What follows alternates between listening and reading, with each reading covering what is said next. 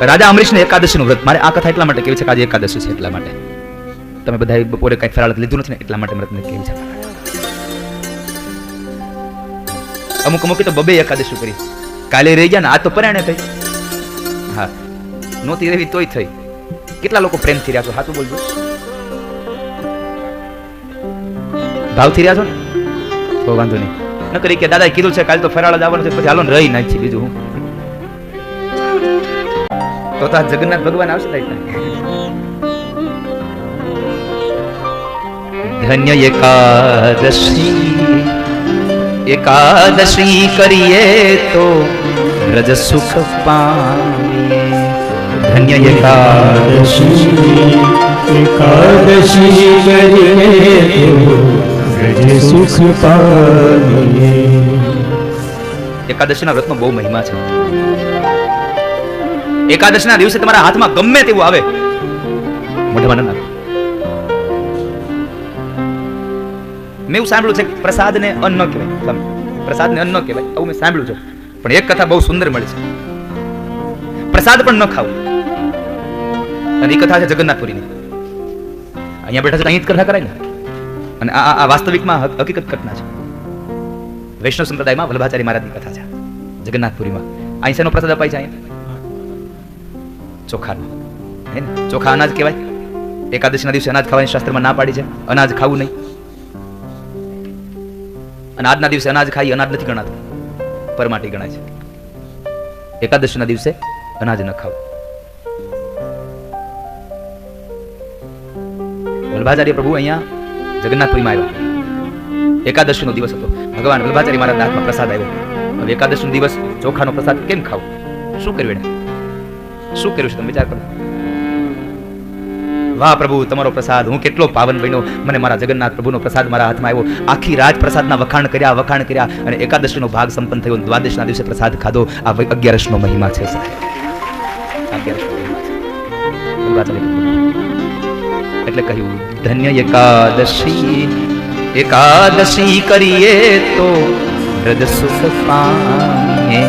ધન્ય એકાદશી, એકાદશી કરીએ તો વ્રજ સુખ પામીએ. મારે એકાદશીના વ્રત કરવા છે.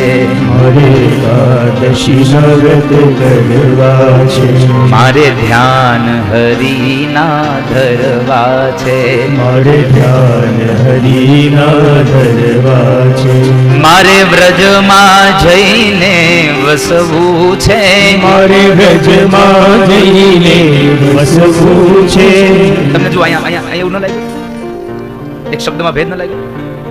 કેવું જોઈએ મારે વૈકુંઠમાં જઈને રહેવું છે? ન કીધું મારે વ્રજમાં જઈને રહેવું છે. તમે નહીં માનો, ભગવાન કૃષ્ણના જેટલા પણ સખાઓ વ્રજવાસીઓ હતા ને, એને ભગવાન એક વખત સદેહે વૈકુંઠ લઈ ગયા. હાલો હું તમને વૈકુંઠમાં લઈ જાઉં. વૈકુંઠમાં લઈ ગયા તો ભગવાનના એ તમામ વ્રજવાસીઓ શું કીધું ખબર છે? આમને ક્યાં લાવ્યા? અમને અહીંયા ન ફાવે.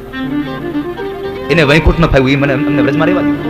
શું કામ? એને આપણા ભારતીયોને અમેરિકા જવું ગમે ખરું, પણ પલાઠીવાળી નીચે બેહીને જમવામાં જે મજા આવે ઓલી ચમચીથી આવે ને. બધું એનો રીત રિવાજ ફરી જાય, બોલી ફરી જાય. આપણે કઈ સમજીને એ બધા ન કરાવે, બીજું જ બોલ્યા કરે. આપણે સમજીએ નહીં કઈ, આપણને ન ફાવે. વૈકુંઠનો પ્રસંગ છે. વૈકુંઠમાં ભગવાન તો ચતુર્ભુજ નારાયણ રાજા બનીને બેઠા છે. વ્રજના લોકો ભગવાનને શોધે છે. અમારા કૃષ્ણ ક્યાં છે? અમારા કૃષ્ણ ક્યાં છે? ભગવાનને જોઈને કીધું આ કોણ છે? વિચાર કરો, વ્રજના લોકો વૈકુંઠમાં જઈને ભગવાન કૃષ્ણ ન ઓળખી શક્યા. એ કહે છે અમારા 4 હાથ વાળો નથી, તો અમારે તો અમારો કનૈયો જોઈએ છે સાહેબ. અમારે મારો કૃષ્ણ જોઈએ છે. અહીંયા નથી રહેવું મારે. અને એ વ્રજવાળાને ત્યાં વૈકુંઠમાં ન ગમ્યું એટલે કેવું પડ્યું, હે મારું વન રાવણ છે વૈકુંઠ નહીં રે આવું રે. મારું વન રાવણ છે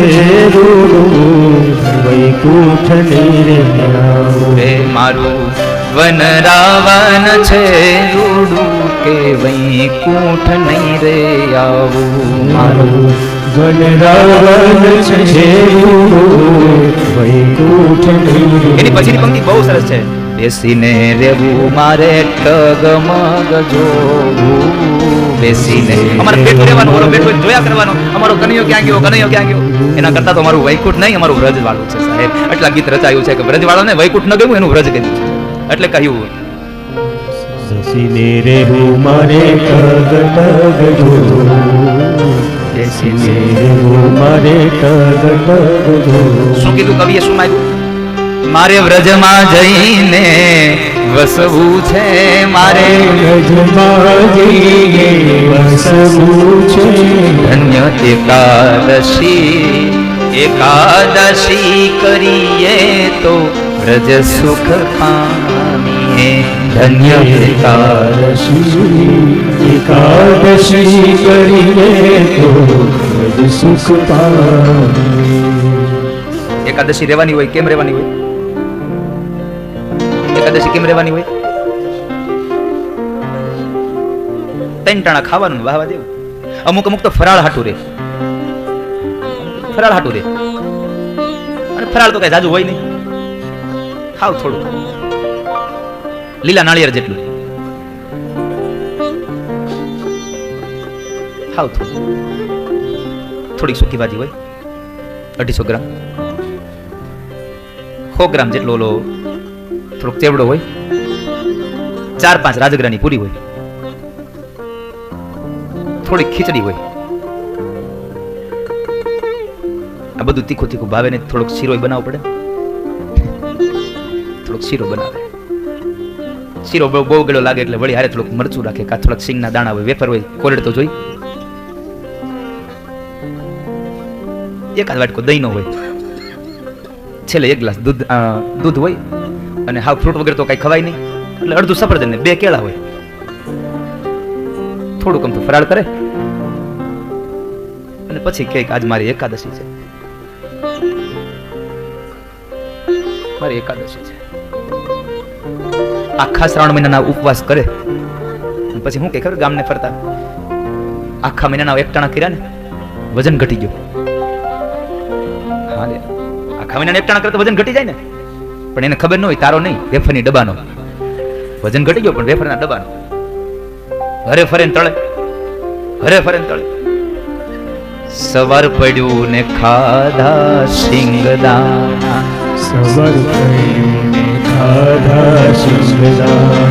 એ બપોર પડ્યું ને લીધા સાબુદાણા. મારે શ્રાવણ મહિનાના 1 ટાણા. બપોર પડ્યું ને લીધા સાબુદાણા. મારે શ્રાવણ મહિનાના 1 ટાણા. એ રોંઢો થયો ને ચા કોફીના ભાણા. રોંઢો તો માંડ થયો. સાંજ પડીને લીધા તલ દાણા. મારે શ્રાવણ મહિનાના 1 ટાણા. મારે શ્રાવણ મહિનાના આવા 1 ટાણા કરે એનું વજન 100% ઘટે, 100% ઘટે. એકાદશીનો બહુ મહિમા છે. અમરીશ રાજાએ એવી એકાદશી કરી. દ્વાદશીના દિવસે જ્યારે વ્રતોધ્યાપન કરવાનો સમય હતો, અને ત્યારે દુર્વાસા ઋષિ આવ્યા છે. દુર્વાસા ઋષિને કીધું, બાપજી આપ બરાબર સમય આવ્યા છો, મારે એકાદશીનું નિર્જલા એકાદશીનું વ્રત હતું, અને આજે મારે હવે એનું વ્રતોધ્યાપન છે, તો હું બ્રાહ્મણને જમાડીને જમું.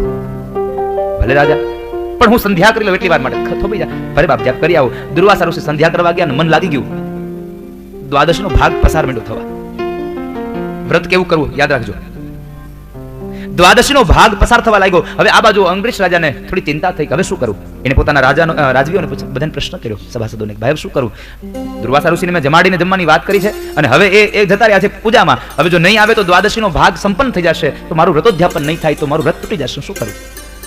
કોઈકે કહ્યું કે મહારાજ એક કામ કરો, તમારી નિર્જળા છે, જમણા હાથમાં જળ લ્યો, એમાં તુલસી પત્ર પધરાવો અને જલપાન કરી લ્યો, એટલે તમે વ્રતોધ્યાપન કરી પણ લીધું કહેવાય, અને ભોજન કર્યું પણ ન ગણાય. કરી લ્યો, વ્રતોધ્યાપન કરી લીધું. પછી દુર્વાસા ઋષિ આવ્યા. દુર્વાસા ઋષિ આવીને કીધું કે રાજા થોડીક મારે મોડું થઈ ગયું.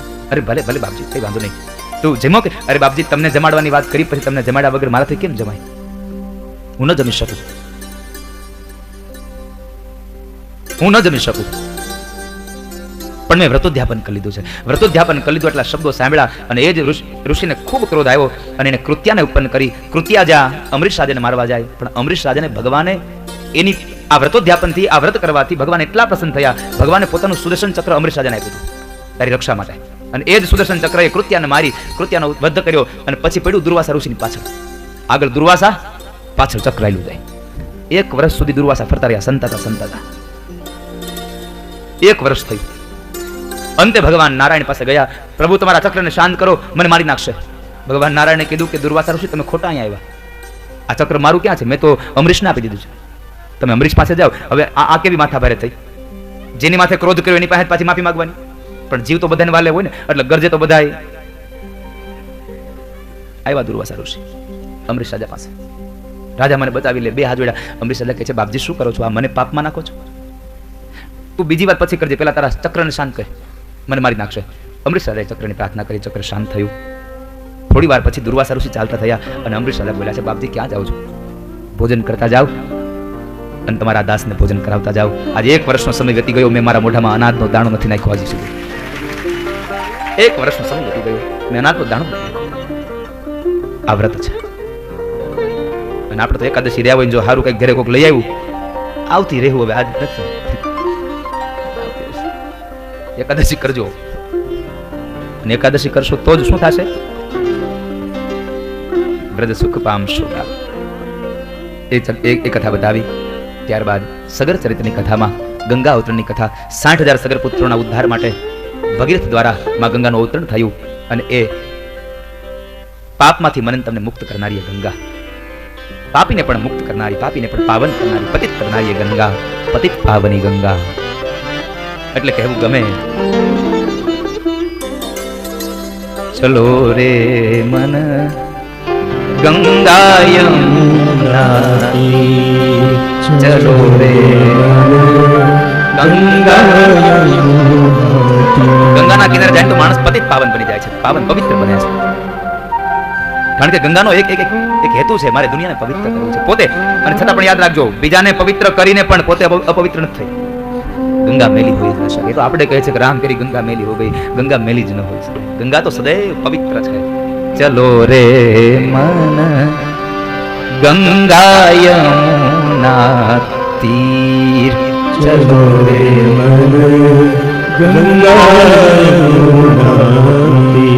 ગંગા યમુના નિર્મલ સંગમ, ગંગા યમુના નિર્મલ સંગમ, ગંગા યમુના નિર્મલ સંગમ, ગંગા યમુના નિર્મલ સંગમ, શુદ્ધ હોવે શરીર, ચલો રે મન ગંગા યમુના તીર, ચલો રે મન ગંગા યમુના તીર. અને એ ગંગામાં માણસના પાપ ધોવાઈ જાય છે.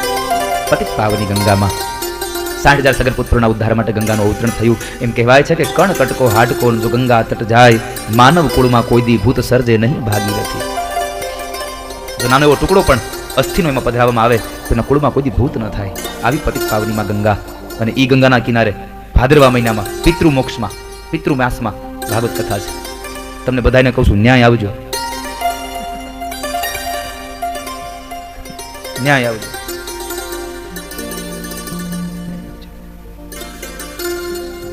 લગભગ અહીં બહાર બેઠા છે આ લોકો નામ નોંધવા. જેને હરિદ્વાર આવું નામ નોંધાઈ દેજો ભાઈ ભાદરવા મહિનામાં. ત્યારબાદ એ જ વંશમાં આગળ જતા સૌદાસ થયા. સૌદાસને ત્યાં ખટવાંગ થયા. ખટવાંગ નામના રાજાએ 2 ઘડીમાં મુક્તિ મળી હતી, 48 મિનિટમાં. 1 ઘડી એટલે 24 મિનિટ. એટલે કહ્યું છે 1 ઘડી આધી મેં પુનિયાદ. 24 કલાકમાંથી 24 મિનિટ જો મારું ધ્યાન ધરે ને એનો ઉદ્ધાર કરી દઉં. દેવર્ષિએ કીધું કે બાપજી આટલા બધા ન હોય, 24 મિનિટ થાય, કોઈ બે એક જગ્યાએ 24 મિનિટમાં તો કેટલી વાર ક્યાંય જઈ આવશે. થોડું કંઈક સસ્તું કરો તો કહે છે આધી ઘડી 12 મિનિટ, હજી કંઈક કરો આધી મેં પુનિયાદ 6 મિનિટ કરી નાખો. નારદ કહે છે હજી કંઈક કરો.